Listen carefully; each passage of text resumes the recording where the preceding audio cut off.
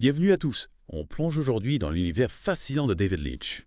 Vous nous avez envoyé des tonnes d'interviews, d'articles, d'analyses de films. Vous voulez aller au-delà de la simple biographie. Absolument, l'œuvre de Lynch est tellement riche. Il y a toujours quelque chose de nouveau à découvrir.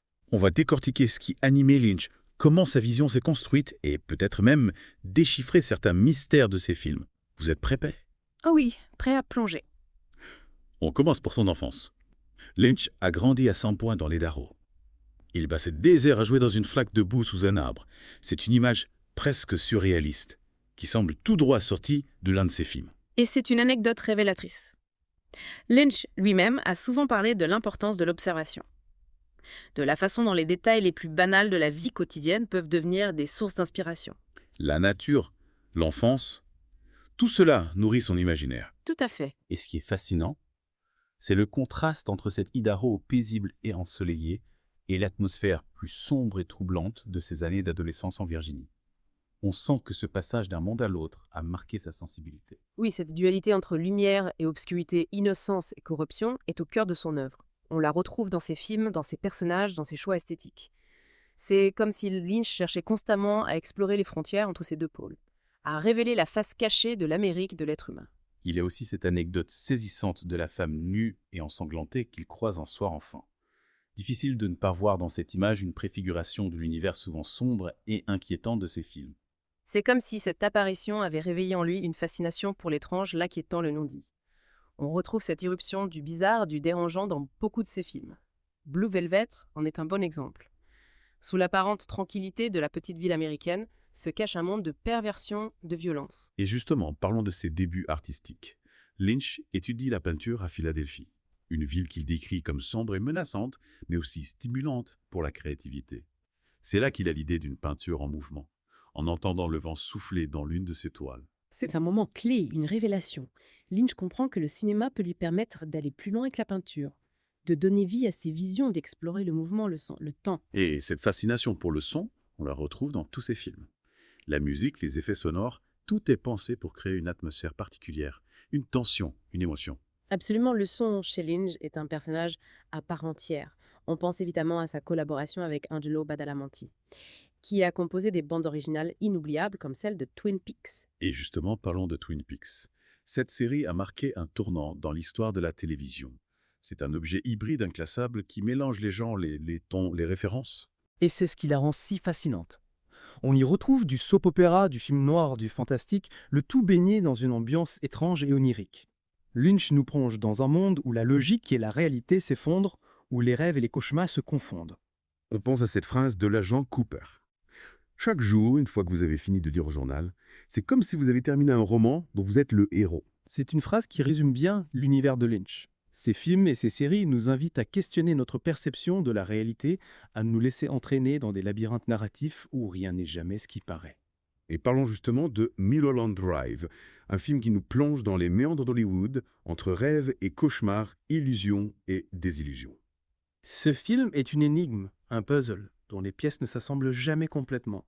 Lynch utilise la fragmentation narrative, les jeux de miroir, pour nous montrer la face cachée d'Hollywood, mais aussi la complexité de l'âme humaine, la fragilité de l'identité. Et on ne peut pas parler de Lynch sans évoquer sa fascination pour les personnages marginaux, les exclus, les monstres. Prenez Elephant Man, par exemple. C'est un film bouleversant qui nous interroge sur notre perception de la différence de la monstruosité. Ce qui est intéressant, c'est que Lynch ne juge jamais ses personnages. Il les observe avec une certaine tendresse, une empathie profonde, même lorsqu'ils sont violents ou dérangeants. Il nous montre la beauté qui peut se cacher derrière la laideur, la lumière au cœur des ténèbres. Et cette dualité, on la retrouve dans sa façon de travailler. Lynch est à la fois un collaborateur hors pair et un artiste farouchement indépendant. Il sait tirer le meilleur de ses acteurs, mais il ne transige jamais sur sa vision. C'est ce qui lui permet de créer des œuvres aussi singulières, aussi personnelles. Lynch ne cherche pas à plaire à tout le monde. Il suit sa propre voie, quitte à dérouter ou à choquer. C'est un véritable auteur de cinéma. Et on sent que cette liberté créative est essentielle pour lui. Il a souvent parlé de l'importance de l'inspiration, de la nécessité de se laisser guider par son inconscient. Il dit « Les idées sont comme des poissons. Si vous voulez attraper des petits poissons, vous pouvez rester dans les eaux peu profondes. Mais si vous voulez attraper les gros, il faut aller plus profond. » C'est une belle métaphore. Lynch nous invite à plonger dans les profondeurs de notre être, à explorer les zones d'ombre, à ne pas avoir peur de l'inconnu. C'est là que se trouve la vérité, la beauté, la magie du cinéma. On va continuer à explorer tout ça ensemble. Après une courte pause, on se retrouve dans un instant. À tout de suite. Et cette plongée dans l'inconnu, elle est souvent visuelle chez Lynch. On pense à ces images fortes, parfois dérangeantes, qui restent gravées dans nos mémoires. Le bébé difforme d'Eraserhead et les oreilles coupées dans Blue Velvet. Ah oui, La boîte bleue mystérieuse de Mulholland Drive. des images qui nous hantent, qui nous interrogent, qui nous obligent à regarder au-delà de la surface des choses. Exact. Lynch ne nous donne pas de réponse toute faite. Il nous invite à réfléchir, à interpréter, à construire notre propre sens. Et c'est d'autant plus intéressant qu'il refuse d'expliquer ses films. Il préfère laisser le spectateur libre de ses interprétations. Il disait que donner des explications, c'était casser la magie. Comme si chaque spectateur devenait co-auteur de l'œuvre en quelque sorte, on projette nos propres peurs, nos propres fantasmes sur ces images énigmatiques. C'est vrai. Et parlons de la mise en scène, de la façon dont Lynch utilise la caméra pour créer une atmosphère particulière. On pense à ces longs travelling, ces plans fixes, ces jeux d'ombre et de lumière. Oui, on sent qu'il y a une vraie maîtrise du langage cinématographique. Lynch utilise le montage, la composition du cadre, le rythme pour créer une tension, une émotion, une ambiance. On pense à cette scène mythique de Lost Highway, où Fred Madison, joué par Bill Pullman, regarde dans le Judas de sa porte et voit son propre visage. Un plan simple, mais d'une puissance incroyable. Un plan qui résume bien l'univers de Lynch, cet entre-deux, ce trouble de l'identité, cette incertitude face à la réalité. Tout à fait. Et on ne peut pas parler de Lynch sans évoquer l'influence du surréalisme sur son œuvre. On pense à Buñuel, à Dali, à cette volonté de transgresser les codes de la narration classique, de jouer avec le rêve, l'inconscient, l'absurde. Lynch a dit un jour « Je ne suis pas intéressé par la réalité. Je suis intéressé par ce qui se cache derrière la réalité. » Et c'est cette quête de l'invisible, du mystère, qui donne à ces films une dimension métaphysique. Lynch nous invite à nous interroger sur le sens de la vie, sur la nature de la réalité, sur les frontières entre le bien et le mal. Et cette exploration du côté sombre de l'âme humaine, elle est souvent liée à la sexualité. On pense à la scène de la découverte du corps de Laura Palmer dans Twin Peaks, à la perversion de Frank Booth dans Blue Velvet, au fantasme trouble de Mulholland Drive. La sexualité chez Lynch est rarement représentée de façon explicite. Elle est suggérée, fantasmée, sublimée. Elle est souvent associée à la violence, à la mort, au tabou. C'est comme si Lynch voulait nous montrer la face cachée de nos désirs, le côté obscur de notre inconscient. Et il y a aussi cette fascination pour l'Amérique profonde. Cette Amérique des petites villes, des dîners, des stations-service, des motels. Une Amérique à la fois familière et inquiétante, où le rêve américain s'est transformé en cauchemar. On pense à la ville de Twin Peaks, à la fois pittoresque et terrifiante. Un lieu où la nature et la civilisation se confrontent, où le passé et le présent s'entremêlent, où les secrets et les mensonges rongent les âmes. Et cette Amérique-là, Lynch la filme avec une attention particulière aux détails, aux textures, aux couleurs. On sent qu'il y a une vraie poésie dans son regard, une beauté étrange et fascinante. Oui, Lynch parvient à sublimer le banal, à révéler la beauté cachée des choses. On pense à ses plans sur les rideaux rouges de la salle du Black Lodge dans Twin Peaks, à la lumière blafarde des néons qui éclairent les rues désertes de Lost Highway, à la fumée qui s'échappe des cigarettes dans Mulholland Drive. Des images qui créent une atmosphère unique, une signature visuelle immédiatement reconnaissable. On parle du lynching de cette esthétique si particulière qui mêle le grotesque, le sublime, le mystérieux. Et on retrouve cette esthétique dans tous ses travaux, pas seulement dans ses films. Lynch est un artiste multidisciplinaire. Il peint, il dessine, il photographie, il écrit, il réalise des clips, il compose de la musique. Et dans toutes ces disciplines, on retrouve sa fascination pour l'étrange, le beau, le troublant. On pense à ses factory photographes, ces images de bâtiments industriels désaffectés à la fois esthétiques et angoissants. Oui, Lynch a cette capacité à nous faire ressentir des émotions contradictoires face à ses œuvres. On est à la fois fasciné et repoussé, attiré et effrayé. C'est ce qui le rend si unique, si captivant. Et on sent que cette exploration de l'étrangeté du mystère est une quête personnelle pour Lynch. Il a souvent parlé de son intérêt pour la méditation transcendantale, pour les états de conscience modifiés. Il a même créé une fondation pour promouvoir la méditation transcendantale, convaincu que cette pratique peut aider les gens à développer leur créativité, à trouver la paix intérieure. Et on sent que cette quête spirituelle nourrit son art. Lynch ne se contente pas de nous divertir. Il veut nous faire réfléchir, nous faire grandir, nous ouvrir à d'autres dimensions.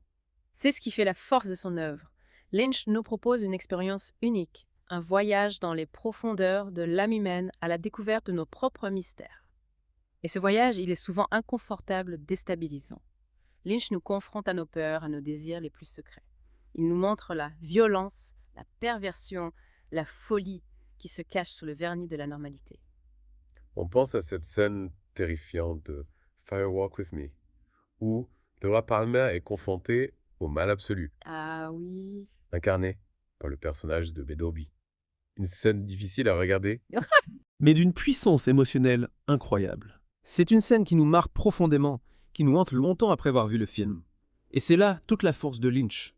Cette capacité à créer des images qui s'impriment dans nos esprits, qui réveillent en nous des émotions primitives enfouies. Et malgré cette exploration du côté sombre de l'existence, il y a toujours une lueur d'espoir chez Lynch. On pense à la pureté de Becky Hams dans Mulholland Drive, à l'amour inconditionnel de Sailor et Lula dans Sailor et Eula, à la quête de rédemption de Dale Cooper dans Twin Peaks. Oui, il y a toujours une possibilité de transcendance de salut, même au cœur des ténèbres. Lynch ne cède jamais au cynisme, au nihilisme. Il croit en la beauté, en l'amour, en la possibilité de transformation. On pense à cette phrase de Twin Peaks.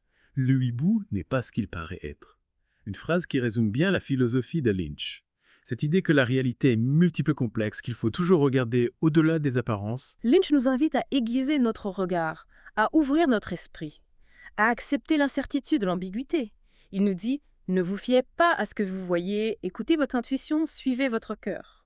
Un message qui résonne particulièrement aujourd'hui, dans un monde saturé d'images de fake news, de discours simplistes. C'est vrai. Lynch nous encourage à développer notre esprit critique, à ne pas nous laisser manipuler par les apparences. Et c'est peut-être là son plus grand héritage. Nous apprendre à voir le monde différemment, à embrasser sa complexité, sa beauté, sa magie. Lynch nous a quittés, mais ses films restent. Ils sont là comme des énigmes, comme des rêves, comme des portes ouvertes sur l'inconnu. À nous de les explorer, de les interpréter, de les faire vivre en nous. C'est une invitation à plonger dans l'univers fascinant de David Lynch, à se laisser perdre dans ses labyrinthes narratifs, à s'abandonner à la beauté étrange de ses images et de ses sons. Une expérience unique, déroutante, Oui. mais profondément enrichissante. Merci de nous avoir rejoints dans cette exploration. N'oubliez pas, garder l'œil sur le dos nu, pas sur le trou. Et surtout, continuez à rêver.